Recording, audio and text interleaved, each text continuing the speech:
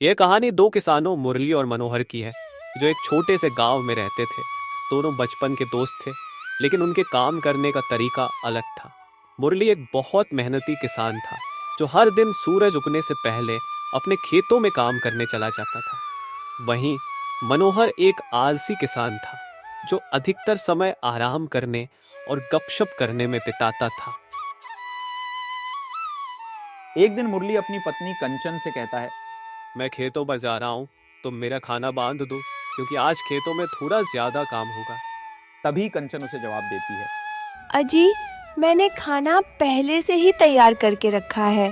तुम समय निकाल कर खाना खा लेना।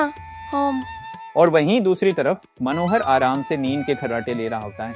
तभी उसकी पत्नी सुरमा वहां आ जाती है और मनोहर से कहती है, अरे, आप अभी तक सो रहे हैं।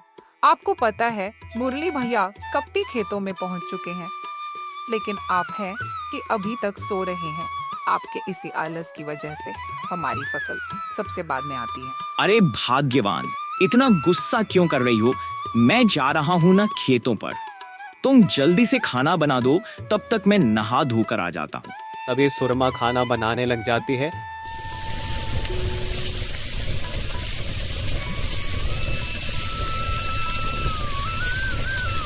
और मनोहर को खाना परोसती है।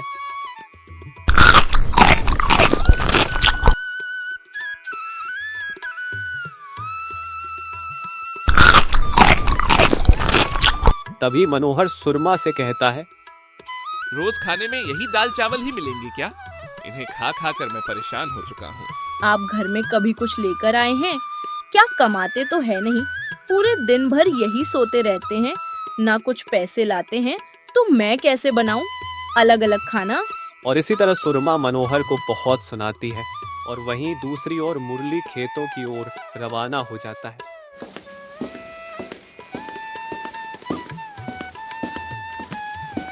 तभी रास्ते में चलते चलते उसे एक साधु बाबा दिखाई देते हैं, जो बेहोश पड़े थे। रामू उन पर पानी छिड़कता है और तब जाकर बाबा को होश आता है। मैं काफ़ी दिनों से भूखा और प्यासा हूँ। आसपास मैंने बहुत भोजन ढूंढा, पर मैं असफल रहा। इसीलिए यहाँ तक आते आते मैं मूर्छित हो गया। बाबा, मेरे पास भोजन है, आप उसे खा लीजिए। मैं तो भूखे पेट भी काम कर लूंगा। आपको मुझसे ज्यादा भोजन की जरूरत है।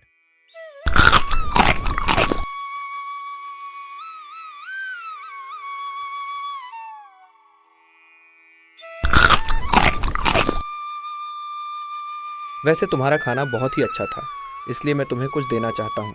बाबा जी मुरली को इतना कह ही रहे होते हैं, तभी वहां मनोहर आ जाता है। बाबा जी उनको जादुई बीज देते हैं और उनसे कहते हैं, यह बीज तभी काम करेंगे जब तुम उनकी अच्छे से देखभाल करोगे और अच्छे से मेहनत करोगे। बिना मेहनत के तुम्हें कुछ नहीं मिलेगा। यह सुनकर मुरली अपने घर आ जाता है और अपनी पत्नी कंचन को इसके बारे में बताता है। कंचन इससे बहुत खुश होती है और सुबह सुबह रामू खेत में हल चलाने लग जाता है। और देखते ही देखते मुरली अपने खेत को जोत देता है और उसे पानी देने लग जाता है, ताकि बीज अच्छे से अंकुरित हो जाए।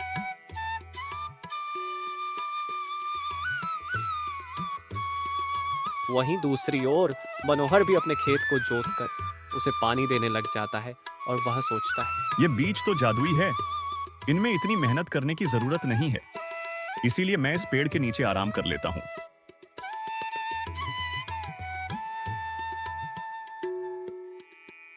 और अब ऐसे ही काफी समय बीत जाता है और मुरली के खेत के अंदर सब्जियों के पौधों पर फूल आने लग जाते हैं। मुरली यह देखकर बहुत खुश होता है। और वहीं दूसरी ओर मनोहर के खेत के अंदर कुछ पौधे ही उगे थे, जो कि बहुत ही छोटे थे। एक दिन मुरली अपनी पत्नी कंचन के साथ आता है और सब्जियां तोड़ने लग जाता है।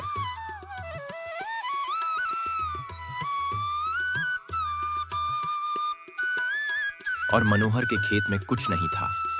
यह देखकर मनोहर अपने मन में सोचने लग जाता है, लगता है बाबा ने मुझसे झूठ बोला। यह बीज जादू ही नहीं है। तभी मनोहर की नजर मुरली के खेतों पर पड़ती है।